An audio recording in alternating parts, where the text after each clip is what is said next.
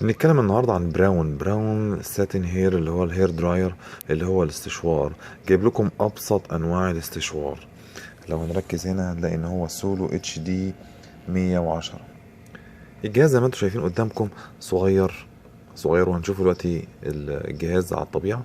بالإضافة إن هو سعره المميز إن هو 107 ريال فقط. طبعا الأكسسوارز بتبقى واحدة بس، اللي هو مجرد الراس دي فقط لا غير. طبعا دي المكونات بعد ما فتحنا العلبة. هنلاحظ ان فين الكتالوج، طريقة الاستعمال، والطريقة ان هي خفيفة جدا. وهنلاقي الجهاز زي ما انتم شايفين، شوف قبضة ايدي والجهاز، هتلاقي ان هو صغير جدا مميز جدا. سهل الحمل، تتحط على طول في اي شنطة، وهوب للسفر هنلاقيها سهل جدا. هنتكلم عن المميزات دلوقتي. اول ميزة للجهاز اللي هو السرعة، بتبقى سرعة عادية بعدين سرعة سريعة. هنلاقي لحظة ان هي كده اهو. وبالتالي بتبقى دي مميزة جدا، التحكم في درجة الحرارة بالنسبة للجهاز.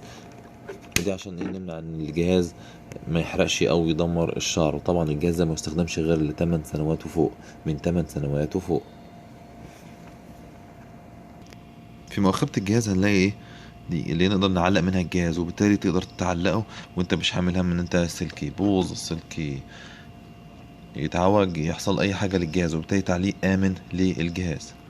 الميزه التالتة للجهاز هتلاقي ان هو هنا السلك مترين، والسلك مترين بيديك مساحه كويسه ان انت تعمل الشغل وتعمل الستايل بتاع شعرك وانت حاسس انت مرتاح وفي امان. هنلاقي الميزه اللي بعد كده ان السلك ما يقدرش يتلف حوالين نفسه. السلك ما تقدرش تلف حوالين نفسه، وبالتالي ان انت تقدر تتحرك بكل اريحيه. الميزة الأخرى اللي مش هيعرفها غير المحترفين شوية أو الناس اللي بتستخدم كتير، هو اللي بيسموه إيه؟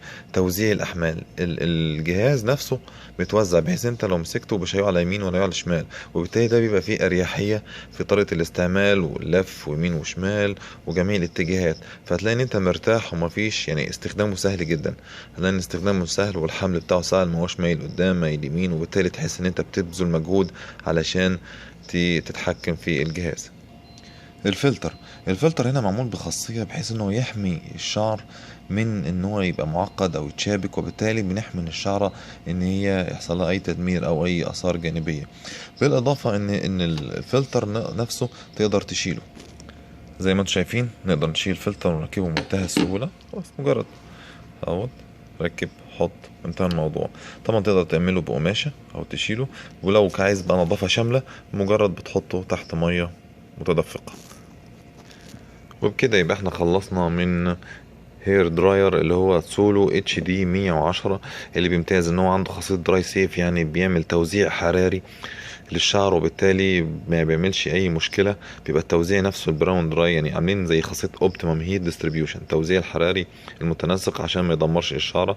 بالاضافة ان الفلتر تقدر تغيره وتشيله، وده برضو يمنع تشابك للشعر، غير الوزن والتحكم في الماسك نفسه، وبالتالي بيبقى سهل. السلك المترين، بالاضافة للتعليقة اللي احنا شفناها هنا عندنا.